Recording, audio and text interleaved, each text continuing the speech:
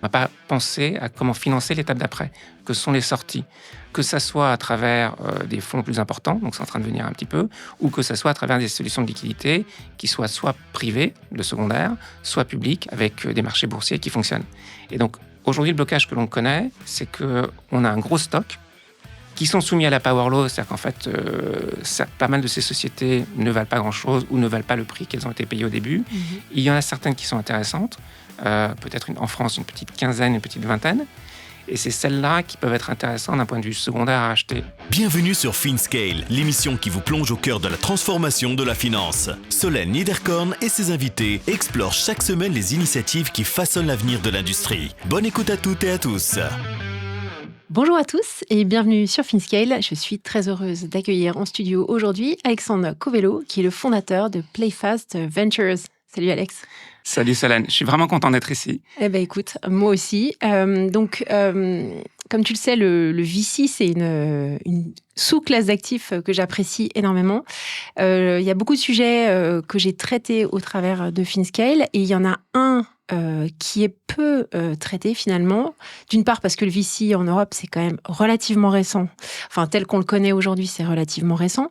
Et puis, il y a finalement personne qui fait vraiment, en tout cas dans les fonds, les gérants de fonds qui font réellement du secondaire. Donc, j'aurais aimé, avant qu'on en parle... Voilà, et puis après, tu peux enchaîner. Avant qu'on en parle, que tu te présentes rapidement à nos auditeurs, nous expliquer quel était ton background avant de créer Playfast Ventures et de te lancer. Alors écoute, avec grand plaisir. Le secondaire en venture, on y reviendra, ça s'est présenté comme une évidence. Et c'est en train de se présenter dans le sens où c'est quelque chose qui existe depuis très longtemps en private equity. Ça existe partout d'ailleurs. Je réfléchissais en préparant l'émission ou en réfléchissant à l'émission. C'est un peu comme Vinted où le marché opus, tout le monde fait du secondaire sans le savoir. Et donc en fait, le fait de racheter des actifs, quelque chose sur un marché existant, c'est le secondaire. Donc ça existe depuis très longtemps en private equity, et c'est en train d'arriver sur la classe active du venture capital. Mais en fait, plus qu'une sous-classe active, ce sont deux classes actives qui sont en fait assez différentes. Et donc la manière dont on applique les outils, les méthodes, les concepts du secondaire au venture, au niveau global, aux États-Unis, en Europe, est un peu en train de les deux sont en train de s'adapter. Et attends, j'aimerais quand même qu'on reprenne parce que tu as quand même un passé intéressant à... Alors, j'allais y venir. Pardon, je t'ai interrompu. Pas de problème. C'est un dialogue. C'est un dialogue. Alors, écoute, moi, donc aujourd'hui, je suis le fondateur de Playfast Ventures, qui est en fait une activité qui tourne autour de l'accompagnement des opérateurs du venture capital, que ça soit les LPs, donc les investisseurs dans les fonds, les GPs, donc les fonds de venture capital, voire même assez souvent les fondateurs eux-mêmes, parce que sur ces sujets de liquidité, de gouvernance, de transfert, soit de capital, soit même de pouvoir, il se passe beaucoup de choses. Et il se passe beaucoup de choses depuis 5 ans, depuis le Covid, où en fait le marché s'est un peu ralenti, voire arrêté, voire est en train de mûrir. Le secondaire, effectivement, c'est assez nouveau en venture, mais moi, je fais ça depuis très longtemps. Donc, j'ai commencé il y a plus de 25 ans. En termes de background, j'ai 3 grands moments dans ma carrière. La première, c'est que, comme on faisait à mon époque, j'ai fait beaucoup de conseils de tout type. Donc, j'ai fait du conseil en stratégie, j'ai été avocat d'affaires, j'ai été banquier d'affaires. Et en 2000, j'ai quitté le monde du conseil pour monter un fonds de venture, juste avant l'éclatement de la bulle Internet. Puis la bulle a éclaté, donc on a rapidement fermé le fonds. Et je me suis retrouvé à faire une activité très haut perché, très loin des sociétés, très loin des clients que j'avais auparavant, qui était du fonds de fonds, c'est-à-dire investir dans des fonds de private equity ou de venture capital. Donc cette activité-là, elle se fait en primaire, donc on investit dans des fonds, on leur donne du capital pour qu'ils puissent le déployer, ou alors le secondaire commençait à arriver, et c'était une activité qui était très confidentielle et plutôt distress, où les gens qui voulaient vendre leur exposition en private equity, principalement, à l'époque, le faisaient de manière assez cachée parce qu'ils avaient des problèmes d'argent, des problèmes de liquidité. C'était pas encore un outil de gestion du portefeuille. Donc, première opération d'Alexandre en 2002, rachat d'une part de fonds d'un gros fonds américain pour un fonds de fonds français. Donc, premier LP stake. On reviendra à ce que c'est. Après, j'ai fait ça pendant 10 ans. J'ai rejoint LGT à Zurich, qui est un gros fonds de fonds en private equity, où on a levé leur premier fonds en 2004, 230 millions. Aujourd'hui, LGT, je crois, gère plus de 20 milliards en secondaire. Et à la fin de ça, j'ai rejoint Arborvest, qui est un autre grand fonds de fonds américain, très gros aussi en secondaire. Et là, j'ai commencé à faire mes premières opérations de GP-led, c'est-à-dire en fait de fonds de continuation où un gérant prend un ou plusieurs actifs, les sort du fonds existant, les transfère dans un autre véhicule et les fait refinancer par d'autres ou les mêmes investisseurs. Ouais. On y reviendra parce que ces fonds de continuation, ces continuation vehicles sont de plus en plus présents. Oui. Ils font une grosse partie du marché private equity et de manière très intéressante, ils commencent à arriver aussi en venture. Ouais. Donc voilà, donc ça c'est avec une prédominance, mais on y reviendra après parce que ça m'intéresserait qu'on aille un cran plus loin. Il y a quand même une prédominance américaine naturellement sur ces fonds de continuation. Alors pas forcément, pas forcément. Alors la réalité, c'est que, la réalité, c'est qu'en fait, aujourd'hui, on a un marché. Alors, on va peut-être recommencer par l'historique, très rapidement. Aujourd'hui, le secondaire, ça existe depuis longtemps en private equity. Et donc, c'est un marché qui fonctionne, qui a ses acteurs et qui a développé, somme toute, une certaine technicité. C'est pas rocket science, c'est pas si compliqué que ça, mais c'est quand même assez technique d'un point de vue juridique et financier. Et c'est surtout un peu l'imagination au pouvoir, où en fait, on peut faire beaucoup de choses. Donc, pour le dire simplement, aujourd'hui, il y a 3 types d'opérations. Dans le secondaire, il y a en private equity et en venture, donc sur les actifs non cotés, c'est soit le rachat des parts de fonds, appelé dans le jargon LP Stake, soit les opérations qui se sont développées au cours des dernières années, à l'inverse de LP-led, de GP-led, où en fait un gérant utilise le secondaire pour, comme je le disais tout à l'heure, sortir un actif du portefeuille.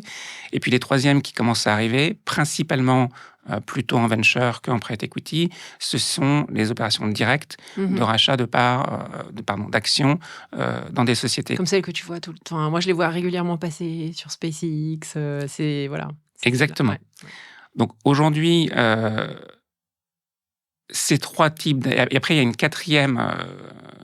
un quatrième type d'opération qui sont là où en fait c'est là où un peu l'imagination est au pouvoir, où on peut faire plein de choses. On peut faire du financement de portefeuille, on peut faire des opérations structurées, on peut faire des tranches, on peut faire des strips, on peut tout faire pour essayer de donner la liquidité. Et là en fait il y a un écosystème existant depuis longtemps en private equity, de banques d'affaires comme Evercore, comme Lazard, comme Jefferies, avec des grands cabinets d'avocats, avec des associés qui sont experts dans ces choses-là.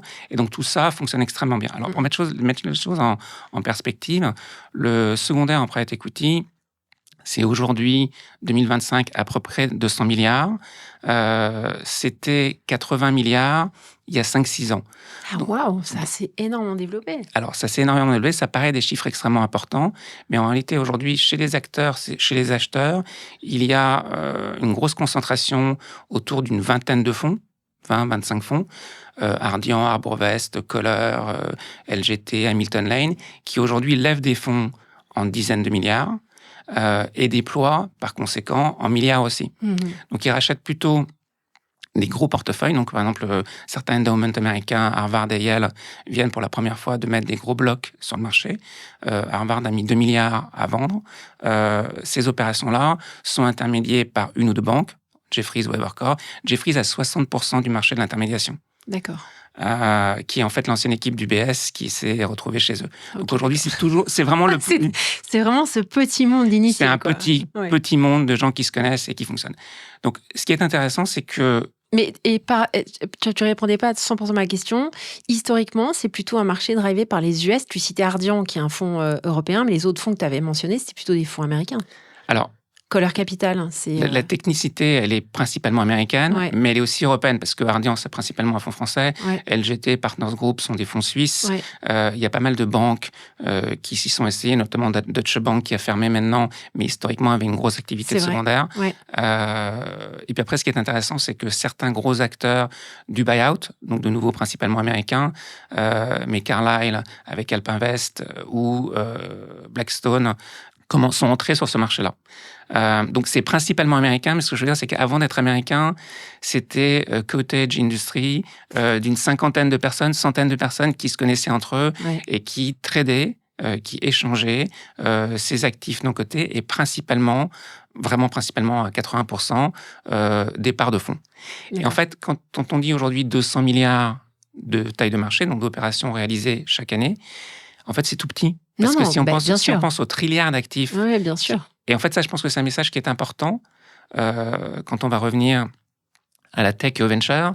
C'est parce qu'en fait, c'est vraiment la cerise sur le gâteau, c'est la crème de la crème. Aujourd'hui, on ne rachète que le meilleur.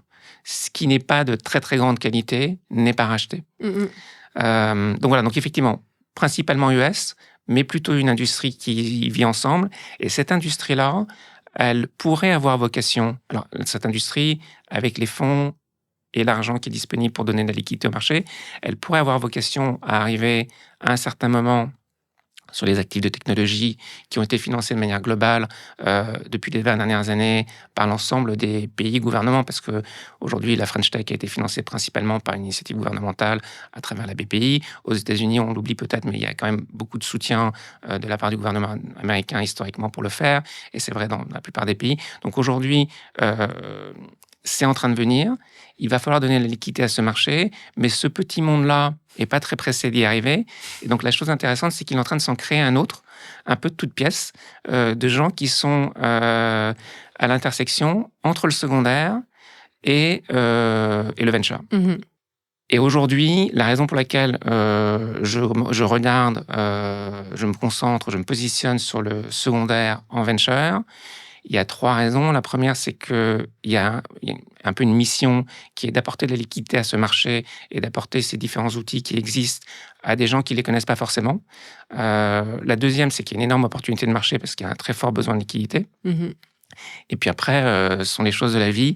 Je me suis retrouvé à un moment à avoir 2 skill sets, bien comprendre les actifs de tech. Alors, j'avais fait beaucoup de seed, mais en 10 ans, mes petites sociétés de seed sont devenues des grosses sociétés, certaines en série B, en série C, voire en growth. Et après la technicité du secondaire, j'étais capable de comprendre les deux. J'ai lancé cette activité il y a plus de 3 ans, donc quand le marché a commencé à se tasser en 2022. J'étais très, très enthousiaste et je pensais que ça allait décoller très, très vite. Et en fin de compte, ça prend plus de temps parce que, on pourrait y revenir, aujourd'hui, le marché du venture accueille les solutions de liquidité et de secondaire de manière un peu différente. Et le marché du secondaire embrasse cette classe d'actifs avec aussi de manière assez différente. Donc, le marché du private equity, le secondaire, les fonds de continuation, je pense que les personnes qui nous écoutent ont bien compris. En tout cas, moi, j'ai bien compris. Je te remercie d'avoir pris ce temps-là parce que pour moi, c'était intéressant de comprendre ce qui existe dans le non-coté, les pratiques, pour essayer de comprendre pourquoi ça n'a pas émergé dans l'environnement du venture, où il y a eu quand même une explosion ces 15 dernières années des montants investis dans les startups partout dans le monde, pas uniquement aux États-Unis, mais aussi beaucoup en Europe. Pourquoi est-ce qu'il n'y a pas eu des levées de fonds de continuation aussi en Europe? En venture. En venture. Ouais. Donc, c'est en train de venir. Donc, aujourd'hui, il faut bien comprendre une chose. Les 2 classes d'actifs, et je parle justement de classes d'actifs parce que ce ne sont pas 2 stratégies différentes. Je pense qu'il y a vraiment des différences structurelles importantes qui impactent la manière dont la liquidité au sens large, que ce soit le secondaire, mais aussi les sorties, sont en train de se manifester. Entre PI et VC. Entre PI et VC. Ouais. Donc aujourd'hui, le venture, il faut quand même voir une chose. D'abord, c'est un investissement qui est minoritaire. À la différence du private equity et du buyout, où en fait les fonds principalement sont majoritaires, prennent l'equity, mettent de la dette, ont des leviers de croissance qui sont un peu toujours les mêmes, et en fait sont assez en contrôle sur la manière dont ils font croître les sociétés. En venture, c'est pas forcément pareil. Et puis après, deuxième élément, il y a l'application de la Power Law, qui fait qu'en fait, on est quand même sur un peu un jeu, pas un jeu de hasard, mais on constitue un portefeuille très diversifié en prenant des paris sur des sociétés très jeunes qui ont des risques intrinsèques importants, que ce soit de marché, que ce soit d'équipe, que ce soit d'évolution technologique. Et donc aujourd'hui, quand on prend ce pari-là sur une dizaine, voire une quinzaine d'années, on ne sait pas très bien quelles seront les sociétés qui vont réussir à la fin. Donc aujourd'hui, cet élément... Sachant que, je fais une petite parenthèse, ça vaut pour un écosystème qui est très neuf, mais si tu regardes maintenant en Europe, on a quand même beaucoup, ou même aux États-Unis, de licornes, beaucoup de boîtes qui ont scalé, où il y a déjà quand même beaucoup plus de zones de confiance. Alors, je reviens à la base. Aujourd'hui, il y a deux grandes tendances de marché qui sont en train de se manifester. La première, c'est le secondaire, qui est un peu un mot fourre-tout que les gens voient comme une solution magique qui va venir les sauver d'une situation difficile. Le deuxième, qui est un vrai sujet, Ouais. qui est un sujet qui n'a rien à voir avec le secondaire, parce que le secondaire peut être un outil qui permet de régler cette problématique, c'est le sujet de liquidité. Donc, ce que tu dis est très juste. Aujourd'hui, si on se remet en perspective, le venture capital, ça existe depuis que les rois espagnols ont financé des bateaux. Bien sûr. Voilà. Donc, Bien sûr. mais aux États-Unis, ça existe depuis une cinquantaine, soixantaine d'années, principalement dans la Silicon Valley. On oublie souvent qu'historiquement, ça a été financé après les accords de désarmement de la fin des années 70, début des années 80, SALT 1, SALT 2, où en fait, l'argent qui était déployé à la défense a été réalloué à la tech. Et donc, en fait, de Seattle à San Francisco, c'est tout un écosystème où le gouvernement américain a mis des milliards de dollars pour pouvoir relancer cette activité. Donc, ils existent depuis longtemps. Nous, en Europe, c'est extrêmement récent. Le venture, le capital risque a toujours existé. En France, c'était une activité qui était assez confidentielle et assez proche de là où l'innovation dans la tech, et notamment dans la télécommunication, existait, donc à l'époque autour de France Télécom, Orange aujourd'hui, qui avait des fonds dédiés, Maison, Innovacom, Partcom et d'autres, qui investissaient un peu d'argent. On investissait en francs à l'époque, donc des millions de francs, pour pouvoir développer ça. Et l'autre chose qui s'est passée, c'est qu'en fait, ça existait toujours. Après, en 2000, il y a eu un engouement Internet où il y a pas mal d'argent qui est arrivé. La bulle a éclaté très vite entre 99 et mars 2000. Donc, en fait, plein de gens se sont retrouvés brûlés et cette classe d'actifs a été un peu ostracisée. Donc, les gens qui étaient les acteurs du venture à Paris, à Berlin, à Londres, ont été mis un peu de côté. On leur a dit, vous êtes sympa, on vous a donné de l'argent, mais franchement, là, vous allez tout cramer. C'était pas vraiment de leur faute, mais vous avez tout cramé, donc on vous parle plus. Ouais. Et puis après, il y a eu un essor du buyout pendant ces années 2000 à 2010. Et après, avec en fait, l'émergence de gros acteurs tech, le GAFA, ce qu'on connaît, il y a eu l'IPO de Facebook, il y a eu Google. Donc les gens ont commencé à se rendre compte que certains fonds américains avaient investi très tôt en early stage dans des sociétés américaines qui aujourd'hui avaient fait des IPO et valaient beaucoup d'argent avec des multiples qui étaient incroyables. Donc la classe d'actifs est réapparue. Et quand on a regardé les États-Unis, il y avait effectivement un écosystème dans la Silicon Valley avec des fonds existants, Sequoia, Bessemer, Andreessen Horowitz qui s'est créé à l'époque aussi, qui étaient tout à fait capables de fournir l'accès à cette classe d'actifs, donc des sociétés technologiques, de les faire croître et d'offrir les rendements qui étaient attendus. Et après, il y avait tout un écosystème d'aéropage qui s'est créé autour de plus petits fonds. En Europe et dans d'autres régions du monde, ça a été, là aussi, heureusement, une volonté politique. Ça a été le cas au Royaume-Uni avec Tech Nation, qui a été lancé par Boris Johnson et David Cameron en 2012. Ça a été le cas avec l'émergence progressive de la French Tech, mais sur lequel le gouvernement, Macron, en arrivant en 2017, a mis des vrais moyens, avec des outils aussi assez traditionnels, parce que on peut penser aujourd'hui à Tibi, qui est un mode de financement principalement un peu plus late stage du growth, mais Nicolas Sarkozy, ministre des Finances en 2007, avait déjà forcé certains assureurs à mettre à l'époque 700 millions, ça paraissait énorme, dans la classe d'actifs. Donc aujourd'hui, quand on regarde les chiffres de la BPI, en France, c'est une dizaine de milliards qui ont été investis, principalement à travers des fonds, avec leur programme de fonds, et aussi en direct dans les sociétés. Donc aujourd'hui... Seulement 10 milliards ? J'aurais dit beaucoup plus. Alors, je pensais que c'était plus, mais ou alors c'est 10 milliards dans l'un, 10 milliards dans l'autre. Mais c'est principalement à travers cet organe-là, la BPI, que l'on a pu financer le développement. Voilà. Et ce qui est intéressant, c'est que quand on parle avec Nicolas Dufourcq, ce qu'il dit très justement, c'est que n'ayant pas de retraite par capitalisation et n'ayant pas de fonds de pension en France, c'était le seul moyen d'avoir un outil, la BPI, qui permette de financer l'industrie française, mais aussi le développement de cette industrie qui est le capital risque et le private equity, parce qu'ils ne font pas que du venture. Donc aujourd'hui, on a ce stock qui a été investi à travers un certain nombre de gérants qui ont émergé ces 15 dernières années, qui sont nouveaux, qui aujourd'hui ont pignon sur rue, qui ont fait un certain nombre de choses intéressantes, dont les licornes françaises. Et maintenant, on se pose la question de dire quelle est l'étape d'après. Et l'étape d'après, c'est là où en fait, je pense qu'on est dans une espèce de moment de vide. Et c'est vrai pour la France, c'est vrai pour d'autres pays ou d'autres régions. On a financé l'amorçage, on a financé la série A, on est en train de commencer à financer le growth. Et on n'a pas réfléchi, on n'a pas pensé à comment financer l'étape d'après, que sont les sorties. Que ça soit à travers des fonds plus importants, donc c'est en train de venir un petit peu, ou que ça soit à travers des solutions de liquidité qui soient soit privées, le secondaire, soit publiques, avec des marchés boursiers qui fonctionnent. Et donc, aujourd'hui, le blocage que l'on connaît, c'est qu'on a un gros stock qui sont soumis à la power law, c'est-à-dire qu'en fait, pas mal de ces sociétés ne valent pas grand-chose ou ne valent pas le prix qu'elles ont été payées au début. Il y en a certaines qui sont intéressantes, peut-être en France une petite quinzaine, une petite vingtaine, et c'est celles-là qui peuvent être intéressantes d'un point de vue secondaire à acheter. Les autres, pas vraiment, ou en tous les cas pas sous forme de rachat minoritaire où je reprends la position de quelqu'un d'autre en disant, écoute, tu es scotché avec 20 millions dans back market, je reprends cette position. Il faut que je puisse, moi, avoir une position sur, par exemple, nos licornes, Payfast, Algolia, Aircall, back market, mais de me dire, est-ce que ces sociétés-là, si je les reprends maintenant, si je reprends une petite pause en secondaire, comme acheteur minoritaire, probablement même pas au board, n'ayant pas participé à la création de valeur, donc c'est vraiment un investissement financier, est-ce que j'ai vocation à rendre à mon capital, qu'il soit pour gestion pour compte de tiers ou que ça soit le mien, un rendement assez rapide, c'est ça l'intérêt du secondaire par rapport au primaire, à horizon de 3 ans.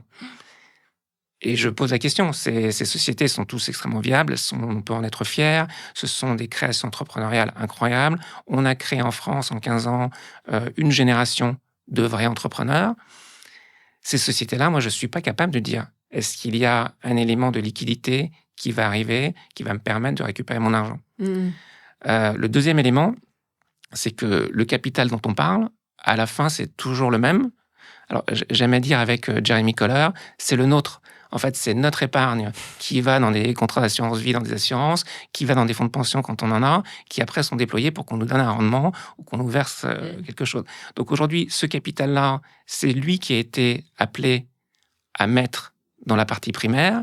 C'est compliqué de venir lui dire on va déshabiller Paul pour habiller Jacques, on va prendre une poche pour mettre l'autre, tu vas te donner la liquidité à toi-même. Il faudrait qu'il y ait une liquidité qui vienne d'ailleurs pour pouvoir permettre les sorties de ce monde du marché privé, que ce soit private equity, mais principalement venture capital.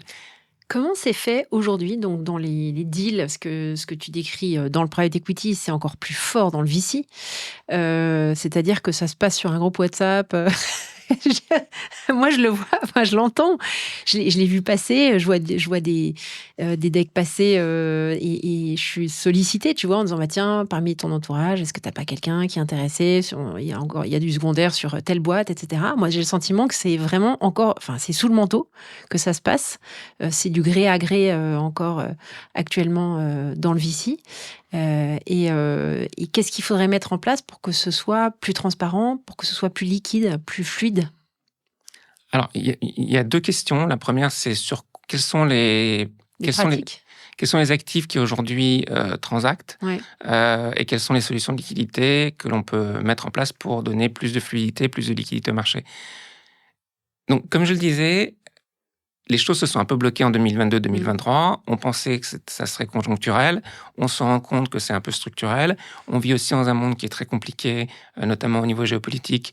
Et donc, en fait, où les pays se referment les uns sur les autres, parce que c'est là où je voulais arriver tout à l'heure, c'est qu'on aurait pu imaginer que des sources de capitaux étrangers, notamment américains, mais pas que. Le Moyen-Orient a beaucoup d'argent et beaucoup de moyens. Il peut être intéressé à acheter de l'exposition technologique européenne. L'Asie aussi, les Chinois, les Indiens. La réalité, c'est que pour des raisons évidentes, on ne les veut pas forcément propriétaires de nos propres technologies. Bien sûr. Donc en fait, aujourd'hui, on n'a pas cette, on n'a pas. Donc en fait, il faut que ce qui est important, c'est d'avoir les sources de capitaux pour pouvoir faire fonctionner la machine. Donc la machine secondaire de liquidité en venture qui aurait dû se déclencher parce que les outils sont là à partir de 2022-2023 ne s'est pas déclenchée parce qu'il n'y a pas de lisibilité sur le stock d'actifs de sociétés qu'on a créées. Et donc pour répondre à ta question, aujourd'hui, mais c'est très récent. Ça fait à peu près, ça fait depuis l'avènement d'OpenAI et l'engouement pour l'intelligence artificielle, il y a un très très fort attrait pour une vingtaine, peut-être 30, mais en réalité même pas une dizaine de titres qui sont les très très gros flow names de l'intelligence artificielle et de plus en plus de la défense. Alors ce qui est intéressant ici, c'est que ce que l'on voit, c'est que c'est un autre type de capital, et c'est du capital très institutionnel, plutôt marché public, donc toujours les mêmes gérants d'épargne ou alors des familles ou des investisseurs qui ont la surface pour le faire, qui se disent on veut une allocation immédiate à ces secteurs. Ils ne sont pas accessibles sur les marchés cotés ou pas forcément totalement accessibles sur les marchés cotés parce qu'on a raté la fenêtre d'IPO où on aurait pu lister toutes ces sociétés. Donc, on y a accès à travers un marché de gré à gré, un peu gris. Oui. Et donc, aujourd'hui, si je suis un gros single family office et que je veux 50 millions, 100 millions dans OpenAI, dans Anduril, dans Databricks, j'appelle JP Morgan, j'appelle Goldman Sachs, j'appelle mon banquier et il me trouve cette allocation. Qui structure comment ? Alors, qui structure comment ? C'est un point très intéressant qui change un peu l'éclairage du sujet. C'est il faut se mettre en accord avec la société émettrice, ou en tous les cas pas émettrice parce qu'elle n'émet pas d'action en l'occurrence, mais la société donc aujourd'hui il y a des sociétés qui sont très très très fermées à ce qu'il y ait de la liquidité sur leurs titres sans qu'elles la contrôlent. Donc un des titres phares aujourd'hui qui trade énormément, sur lequel il y a beaucoup de volume, c'est Revolut. Et Revolut n'accepte pas, est très très contraignante sur qui rentre, qui sort, même à travers des SPV. Et en fait, donc pour pouvoir avoir accès à ce titre, c'est extrêmement compliqué parce que historiquement, alors maintenant c'est quasiment un titre liquide parce que tout le monde sait ce que ça vaut. En fait, comme sur un marché coté, on achète et on vend sur la base de l'offre et de la demande sur le dernier prix. Mais il y a encore quelques mois, les gens disaient je peux pas acheter du Revolut parce que je n'ai pas accès à l'information, parce que on connaît pas les derniers chiffres. Aujourd'hui, si j'ai envie d'acheter une action Apple, si je suis un gérant long only, je vais faire mon travail et essayer de comprendre quels sont les chiffres. Mais si je veux l'acheter à titre individuel, je vais pas regarder, je vais juste prendre l'exposition. Donc c'est un peu ça qui est en train de se passer. Et en fait, ce qui se passe, c'est que dans ce petit groupe d'une vingtaine de titres, quand on y a accès, en fait, on devient un titre semi-coté. Donc, pour répondre à ta question sur les outils qui pourraient permettre un trading... Parce que moi, j'en ai reçu sur mon podcast. Je peux au moins en citer 3 qui faisaient des plateformes qui se sont lancées comme ça pour essayer de générer du secondaire sur des titres de start-up. Il y en a pas une qui a véritablement décollé. Ça s'est pas imposé comme une place de marché logique pour beaucoup de boîtes tech. J'aurais dû dire dans mon introduction que j'ai souvent la réputation d'être un peu poil à gratter. Donc, je vais essayer, dans ce que je dis, d'exposer en fait la situation et après de donner un peu un éclairage qui parfois est un peu différent. Aujourd'hui, il y a plein de plateformes qui se développent partout dans le monde. Il y a Hive qui s'est créée, une des grosses qui s'est créée au Canada. Il y en a une petite qui vient de se créer au Danemark qui s'appelle Rebloom. Il y en a quelques-unes en France aussi. Tout le monde ici a essayé. En fin de compte, c'est techniquement pas si difficile que ça. Non. On pourrait même faire ça avec une page Airtable, ce que j'ai fait pour mon groupe WhatsApp. Donc en fait, tu mets en contact. Oui, tout à fait. Voilà. Mais il y a toujours cette question de la transparence. C'est pas comme des boîtes cotées où tu as des rapports qui sont templés, où tout est audité, etc. Quand c'est des boîtes pas cotées, c'est un peu au doigt mouillé. La personne qui veut racheter en secondaire la part d'une scale-up n'a pas vraiment de visibilité elle voit ce que le CEO veut montrer. Et encore, ce qui est public, il n'y a pas grand-chose qui soit vraiment public, tu vois. Alors, il y a 2 étapes. Il y a celle que tu décris qui est l'étape de due diligence et de valorisation de l'actif. Et après, il y a la 2e étape qui, en fait, est l'étape compliquée de transaction. Oui, aussi. Oui. Donc, tu vois, moi, je peux dire, aujourd'hui, on va acheter du Revolut ou on va acheter n'importe quel titre. On prend une vue sur cet actif, on le valorise, on se met d'accord sur un prix. Enfin, on arrive à un prix qui est celui qu'on pense être juste, notamment aussi en fonction de notre coût du capital. Donc, il y a plein de paramètres qui rentrent en ligne de compte. On est très loin des discounted cash flow du private equity. Certes.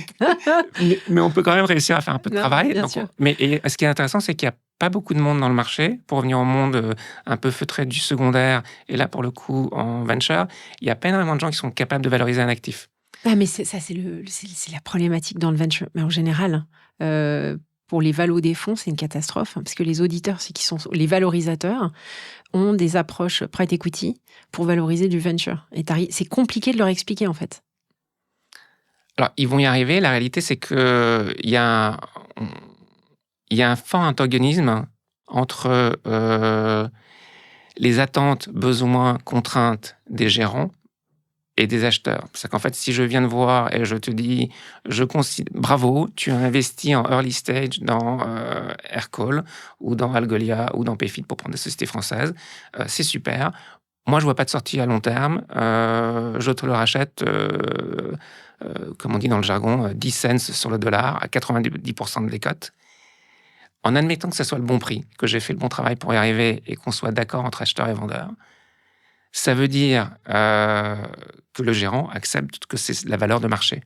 Et comme tu le disais aujourd'hui, dès qu'il y a une transaction, les auditeurs, les règles comptables font qu'on remet ça. Donc en fait, c'est très compliqué d'avoir le double discours de dire j'ai un fonds, il a un niveau de distribution des pays qui n'est pas grand-chose, mais en total value sur paid-in, la valeur complète, je pense que ça veut 2 ou 3 fois.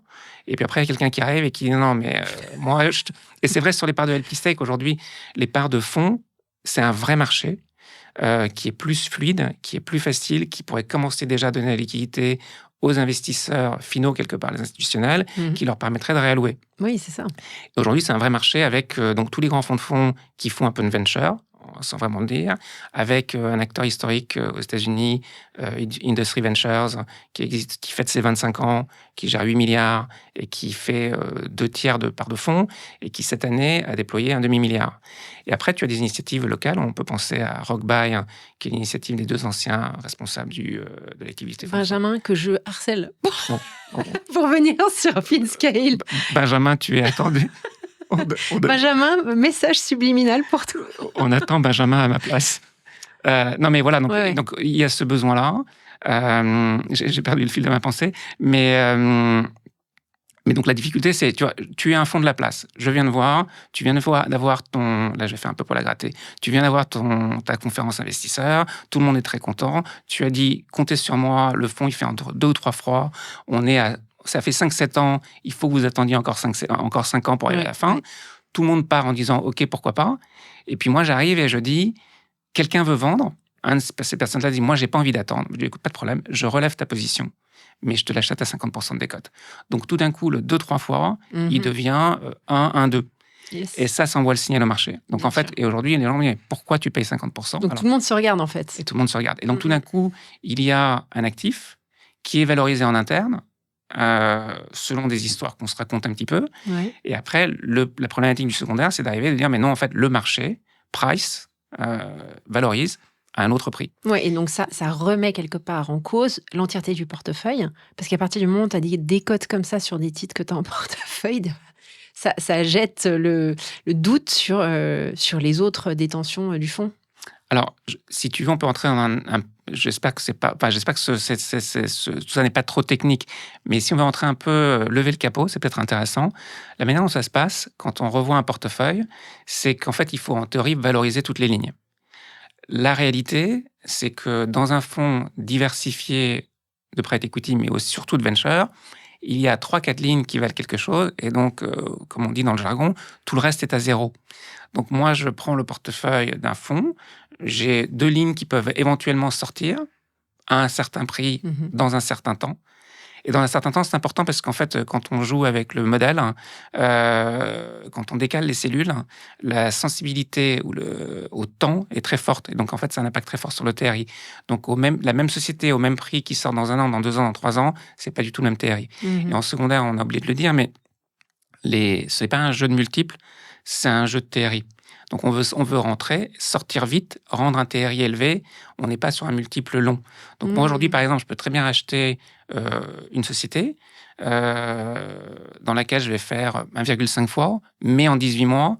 Et donc, on est sur 20% de TRI. Et c'est ça que je vends à mes investisseurs. Ouais. Donc, aujourd'hui, la sensibilité au temps, elle est très forte. Et la réalité, c'est que, là, je vais être poil à gratter, si tu prends la totalité du portefeuille, si tu prends toutes les licornes, et on peut avoir, ça serait intéressant de le faire, c'est de demander objectivement aux gens, quelle société pensez-vous qui va sortir et à quel prix? Et je prends un exemple, je prends un autre exemple, c'est une société qui aujourd'hui vient de faire une belle opération, qui est Conto, 200 millions de liquidités, principalement très organisées, très structurées, pour le compte des employés et de certains investisseurs, sur une valorisation à 5 milliards. La question, c'est est-ce que Conto vaut 5 milliards? Donc moi, aujourd'hui, je rachète 200 millions à 5 milliards. Je ne sais pas qui va racheter Conto pour 5 milliards. Il n'y a pas d'acheteur aujourd'hui qui peut payer ça. Donc en fait, c'est compliqué de prendre cette pause. Les gens l'ont fait, mais ça veut dire que si moi, je veux faire 2 fois l'argent, il faudrait que Conto soit vendu 10 milliards. Et c'est compliqué à imaginer dans un horizon temporel de 3 à 5 ans. Et alors, ça me permet d'arriver à un point qui est super intéressant sur là où est le marché du secondaire direct aujourd'hui. Et c'est ça qui est en fait en train de libérer un peu les esprits et le marché. C'est qu'on est arrivé à un point où en fait on se dit, en fait c'est pas important qu'il y ait un liquidity event, qu'il y ait une sortie. Parce qu'en fin de compte, on avait le même discours sur Revolut il y a 3 ans, en disant c'est survalorisé, ça coûte trop cher, qui va acheter Revolut? Et en fait, Revolut est rentré dans ce petit précaré de titres qui tradent, qui sont échangés sur un marché gris. Et donc, en fait, moi, aujourd'hui, je peux dire, ça ne m'intéresse pas de savoir si un jour, il y aura une IPO de Revolut. Ce qui m'intéresse, c'est de racheter à 100 aujourd'hui, de vendre à 120 dans 6 mois, parce qu'il y a des fenêtres de sortie, parce que le marché est organisé. Et donc, j'ai fait une performance sur une période courte. Et donc, en fait, on commence à pouvoir acheter ces titres-là et en faire des paniers. Et il y a, par exemple, pas mal d'acteurs qui font ça, mais il y en a un, par exemple, à Zurich, qui s'est bien développé, qui est un des plus visibles, qui s'appelle Stapleton, qui est parti de 0, qui aujourd'hui est presque à 1 milliard, sous gestion, avec des fees très, très légers, par rapport aux 2,20 classiques d'un fonds. C'est un fonds de continuation. Alors, en fait, c'est un ETF. Enfin, c'est un ETF dans lequel ils ont 20 titres. Ils ne rachètent que ces titres. Tu sais exactement ce qui est constitué dans ton panier. Et ce qu'ils te disent d'un point de vue marketing et qui est assez séduisant, c'est de te dire, si aujourd'hui tu es un gros acteur institutionnel, plutôt que d'aller donner de l'argent à des fonds qui vont garder pendant 12 ans, 15 ans, te faire des appels, c'est compliqué, il faut que tu les choisisses, tu ne sais pas si ça n'a pas marché, le marché va changer, hier c'était du SaaS, aujourd'hui c'est de l'IA, demain ça sera autre chose. Aujourd'hui, tu peux avoir une exposition instantanée aux 20 plus gros titres et c'est quoi comme de la titre? tech. C'est pareil, c'est toujours le même, c'est Revolut, OpenAI, Grok, Anthropic. Je savais pas, je connaissais pas. Et c'est connu ça ou pas? Moi, ça commence à être connu parce qu'en fait aujourd'hui, si tu es un gros private wealth manager à qui tu dois dire je veux une exposition tech à mes clients, sur laquelle j'ai malgré tout un peu de liquidité, tu achètes ce produit-là. Je fais pas leur pub, mais tu achètes tu touches des rétros, quoi. C'est vrai. Mais je trouve ça intéressant parce que ça montre qu'aujourd'hui, ces éléments techniques permettent de créer des nouveaux produits et attirer du capital différent. Donc, quand je dis private wealth manager, je pense exactement à ça. C'est qu'aujourd'hui, il y a pas mal de banques privées qui ont très timidement invité leurs clients à investir dans cette classe d'actifs, mais sur des pourcentages très faibles, en sachant qu'il y avait une part de risque qui était élevée et que les structures étaient de long terme. Donc, c'était parfois pas tout à fait adapté, soit à du client un peu retail, soit même à du single ou du multifamily office. Là, ça fait partie des innovations comme d'autres plateformes comme Moonfare, qui donnent accès en direct. Donc, aujourd'hui, il n'y a pas que Stapleton que je viens de citer, il y a de plus en plus de plateformes qui te disent tu achètes un panier, tu rentres aujourd'hui, tu ressors demain, tu as fait 5-6% dans l'année, c'est mieux, un tout petit peu, tu fais 7%, c'est mieux que. voilà, tu as surperformé le marché obligation, et donc en fait, les gens font ça. Ouais. Et donc, pour revenir à des titres comme Conto, ce que je trouve très intéressant, c'est la dynamique qui est en train de se mettre en place. C'est qu'il y a 18 ou 24 mois, tu disais, est-ce que tu vas acheter du Conto? Les gens te disaient, French FinTech, I'm not sure. Et C'est vrai. parce que c'est très compliqué. En fait, Ouais. tu vois, si tu es un investisseur indien, si tu es un fonds de pension américain, si tu es... Tu connais mal l'écosystème. c'est compliqué de prendre une vue sur une société non cotée française, Ouais, bien sûr. surtout à des valos, quand on refait les maths dont on parlait tout à l'heure, c'est pas évident de te dire, je sais que ça va sortir à tel prix et je vois déjà 3-4 acheteurs. Mm, mm. Mais en fait, la réalité, c'est que ces titres commencent à devenir liquides ou semi-liquides avant d'être cotés. C'est quoi l'intérêt après d'aller se faire coter? Alors, peut-être après que Benjamin soit venu, tu peux me réinviter et on peut avoir une discussion sur ce sujet-là. Enfin, aujourd'hui, le marché est vraiment en train de changer. Le marché est en train de changer parce que est-ce que peut-être que le marché de l'IPO va revenir, mais aujourd'hui, tous ces grandes sociétés technologiques que l'on a créées, donc je résume, avec une stimulation de la demande par des investissements massifs publics dans tous les pays et aussi aux États-Unis. Aujourd'hui, on a structurellement ces sociétés qui sont des vraies sociétés. Alors, quand je dis des vraies sociétés, elles le sont à tous les niveaux. Il y a toutes les licornes, il y en a 1 millier. Si Insight en recense 1 millier, il y a peut-être 1 millier de licornes. Donc, ces sociétés-là pouvaient avoir envie de se coter avec les difficultés qui viennent de la cotation. Mais non, c'est ça. C'est un tel burden Elles n'ont plus à intérêt. tous les niveaux, réglementaires, ça coûte hyper cher, c'est compliqué, tu dois revoir tous tes process en interne, enfin, ça structure complètement ta direction finance. Enfin, il y a tellement d'impact à faire coter ta boîte que finalement, avoir ce marché gris qui se structure d'une certaine manière, avec peut-être l'avènement, et c'est pour ça que je pensais aux plateformes de la tokenisation, qui va peut-être faciliter les transferts de titres, de propriété. Finalement, tu te poses la question. Alors, on se pose la question, et c'est ça qui est un peu passionnant, c'est que alors qu'on vit une certaine morosité dans le sous-jacent, aujourd'hui, au niveau de la manière dont cette classe d'actifs va avoir besoin d'être plus liquide, c'est un peu c'est un peu de nouveau l'imagination pouvoir avec plein de solutions qui se proposent. Il peut y avoir effectivement un marché gris, des très grands titres intermédiés par des brokers, des banques d'affaires. Ça peut être aussi à travers des plateformes. Les plateformes, ça devrait venir. Moi, c'est mon point de vue, mais les plateformes, c'est compliqué parce qu'en fait, d'abord, elles se ressemblent toutes. Donc, il faudrait savoir pourquoi en choisir une plutôt qu'une autre. Et après, à un certain moment, il y aura un sujet de régulation, de transparence, qui fait que, historiquement, on a eu un grand marché par pays ou un grand marché par classe d'actifs. Donc, aujourd'hui, on pourrait imaginer que tout ça se passe au sein du Nasdaq ou au sein d'Euronext, qui ont vocation à le faire. Alors après, peut-être que d'un point de vue entrepreneurial, les gens qui ont démarré une plateforme aujourd'hui pourront se vendre et continuer. Alors, il y aura un succès entrepreneurial, mais la réalité, c'est que soit c'est de gré à gré, soit si ça commence à être intermédiaire, ça va devenir plus institutionnel. Et puis la réalité, c'est que, comme toujours, tant que c'est de l'argent, du capital privé un peu indépendant, il y a de la réglementation, on fait attention, mais les gens font un peu ce qu'ils veulent. À partir du moment où on met de l'argent institutionnel, de la gestion de notre épargne, là, ça devient réglementé. Ouais, et, donc et sur le point que tu mentionnais sur les tokens, c'est un point très intéressant. La tokenisation arrive un peu partout sur l'ensemble des actifs. C'est un sujet à part entière. Mais ça ne résout pas le problème de liquidité. Non, bien sûr. Juste sur le côté opérationnel, tu simplifies l'opérationnel de transfert de titres. À condition que tu veuilles avoir une exposition retail. Donc Robinhood vient de l'annoncer sur un certain nombre de titres, OpenAI notamment. Sam Altman n'était pas très content que ces titres soient tokenisés sur Robinhood, mais ça veut dire qu'en fait c'est du retail.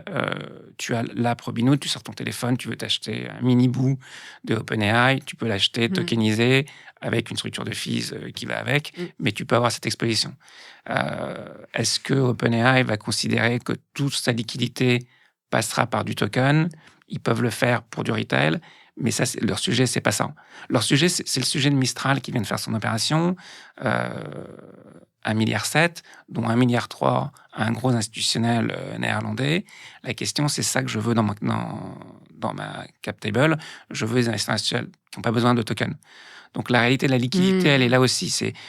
Là, c'était une levée de fonds. Mais dans cette part de levée de fonds, il y a toujours un peu de secondaire. Et donc, en fait, c'est pouvoir dire, je peux faire rentrer des gens en faisant sortir d'autres. Et après, il y a ça aussi, et c'est ça, je reviens à la différence entre le buyout et le venture, c'est qu'en buyout, il y a un cycle de vie. Bien sûr. Donc, où je prends un C'est investisseur. totalement séquencé. C'est séquencé. Là, je peux dire, j'avais des investisseurs qui m'ont accompagné jusqu'à un certain point. Ils veulent de la liquidité, ils veulent de la respiration. Moi, je veux restructurer ma table de capi. Je fais rentrer d'autres gens. Et donc, ça se passe en secondaire. Et ces blocs-là, quelque part, on pourrait imaginer qu'à terme, ils soient échangés sur des marchés fluides et réglementés. Pour l'instant, ça reste de gré à gré. Ok, c'est top. On s'est vachement étendu. On est complètement en dehors des clous au niveau de l'horaire. Merci beaucoup, c'était hyper intéressant. On a beaucoup parlé et donc je te remercie beaucoup parce que moi j'ai découvert, en fait, je découvre complètement cet environnement que je ne connaissais pas, enfin juste de nom, de loin, et donc cet épisode m'a permis de m'immerger dedans. J'aimerais quand même que tu prennes 5 minutes pour nous expliquer ce que tu fais et comment justement tu accompagnes cette évolution naturelle du venture en France, mais aussi pas uniquement en France, en Europe. Écoute, avec plaisir, et puis merci de me donner l'opportunité de le faire. Aujourd'hui, j'essaie de faire quelque chose qui est assez simple.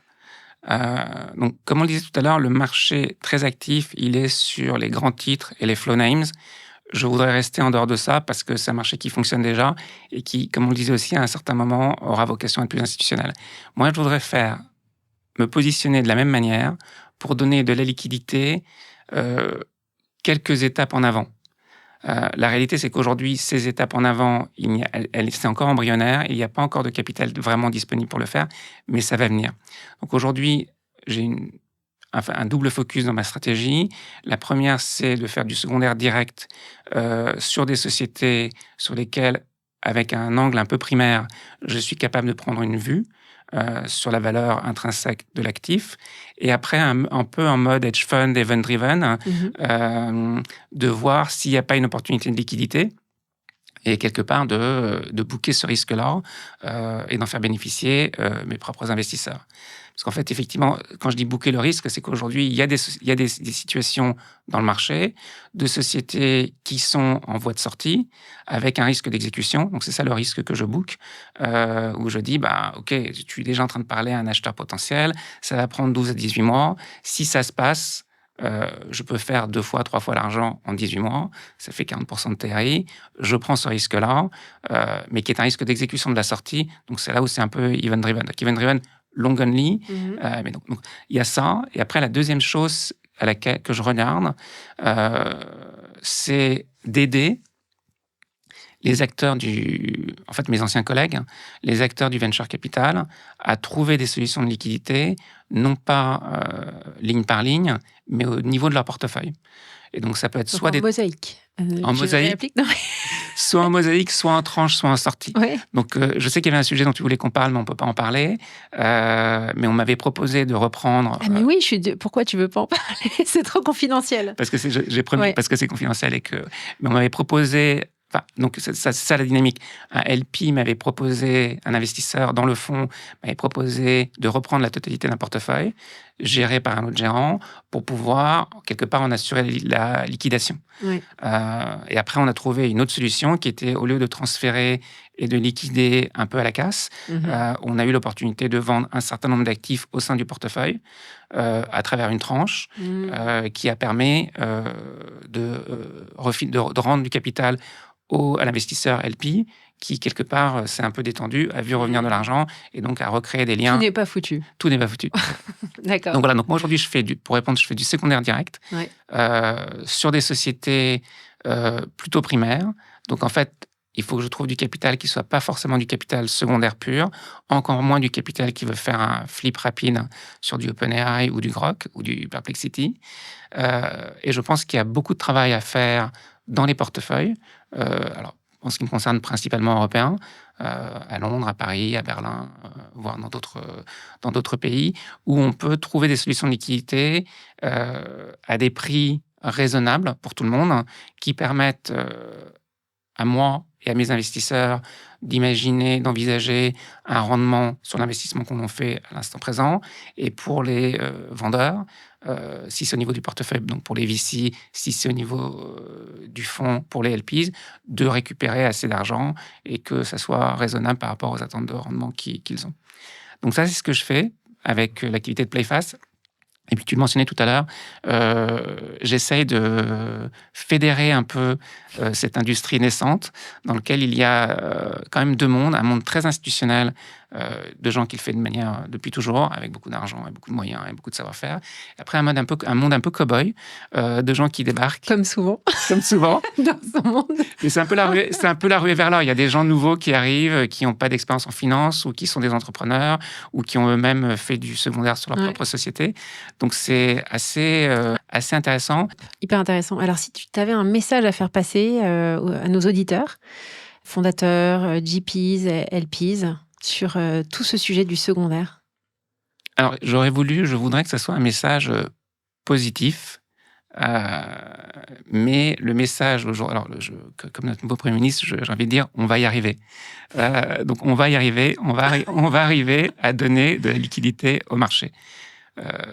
Moi non plus, je ne sais pas très bien comment encore, mais le message plus concret est le suivant. Aujourd'hui, la cavalerie ne va pas arriver pour nous sauver.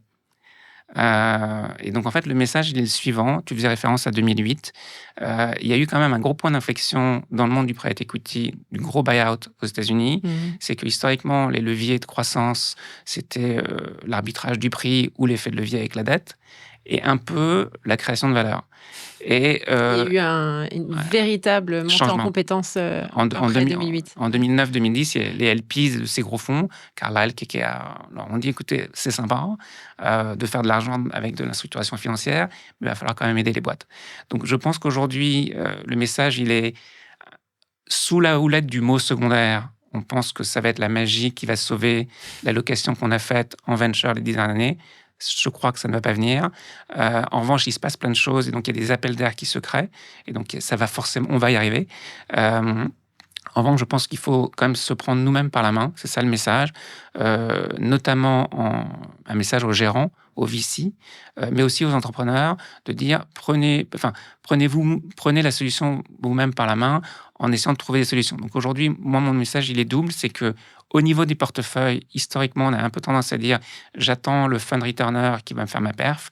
Je crois qu'aujourd'hui, on est obligé de travailler ce portefeuille et donc trouver des solutions innovantes, créatrices de sortie, que ça soit du build-up, que ça soit du passage du private equity, que ça soit... Donc, il y a plein de choses à faire.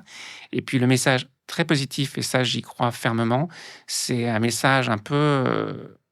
j'allais dire politique, mais social, c'est que la chose extraordinaire que l'on a créée dans le monde, en Europe et en France, les 15 dernières années, ou les 10 dernières années, c'est une génération d'entrepreneurs. Et donc aujourd'hui, on a des gens qui sont sortis de l'école il y a 15 ans, qui au lieu d'aller chez McKinsey, chez Goldman ou chez Procter, faire comme on fait ma génération, se sont inventés entrepreneurs du jour au lendemain, financés par du capital que leur avait donné le venture capital français ou de notre pays, et ont créé des réalités incroyables. Alors, il y a des réalités incroyables qui sont les licornes, qui vont peut-être accéder au marché gris où la liquidité se créera. Et après, il y a tout un tas de sociétés qui sont extraordinaires, qui sont rentables, qui ont créé de l'emploi, qui ont créé des produits, qui ont des consommateurs, qui feront peut-être pas 10 fois, mais qui aujourd'hui, pour lesquels, je crois, les investisseurs à qui on a confié notre capital ont peut-être une petite obligation d'aller les aider à se restructurer et à trouver une solution de liquidité pour tout le monde, pour les LPs qui ont investi, pour les gérants qui veulent leur carry et pour les sociétés qui ont travaillé et qui ne peuvent pas avoir un plafond de verre au-dessus de leur tête. Donc, quelque part, le message, c'est en train de venir, il y a plein d'outils, il faut s'y mettre, pas de mauvais ego, se retrousser les manches et on va y arriver. Alors, mon mot de la fin, tu sais, je demande toujours une recommandation de bouquin ou de podcast. Donc, qu'est-ce que tu as envie de nous recommander aujourd'hui ? Écoute, je suis tellement heureux d'avoir passé ce moment ensemble et puis je suis un fervent auditeur de FinScale, que c'est plutôt FinScale que j'aurais envie de recommander. C'est sympa, merci. Écoute, je t'ai vu démarrer, je vois la qualité de ce que tu fais, c'est vraiment extraordinaire. Et puis, tu dis souvent FinTech, mais moi... De moins en moins. Ouais, c'est plutôt la finance qui me Exactement. fascine. Moi, je trouve qu'aujourd'hui, on est dans un monde où on peut apprendre de manière très différente qu'on l'a fait par le passé. Et aujourd'hui, je considère que FinScale, si tu regardes la liste des sujets que tu touches, des invités que tu as, ça permet d'avoir une ouverture un peu à 360 degrés sur l'ensemble du monde de la finance, qui est assez extraordinaire. Ouais, tout en à plus, fait. en anglais et en français, Ouais. donc il y en a pour tout le monde. Ouais, et puis, mon deuxième format From Within. Tu sais ça que j'ai lancé un nouveau format. Absolument. Voilà. Allez, à bientôt. Très bientôt. Au revoir. Merci d'avoir suivi FinScale. Abonnez-vous à la newsletter sur Substack pour ne rien manquer des dernières innovations. Retrouvez aussi le podcast en audio sur toutes les plateformes d'écoute et en vidéo sur YouTube. À très vite avec Solène Niederkorn.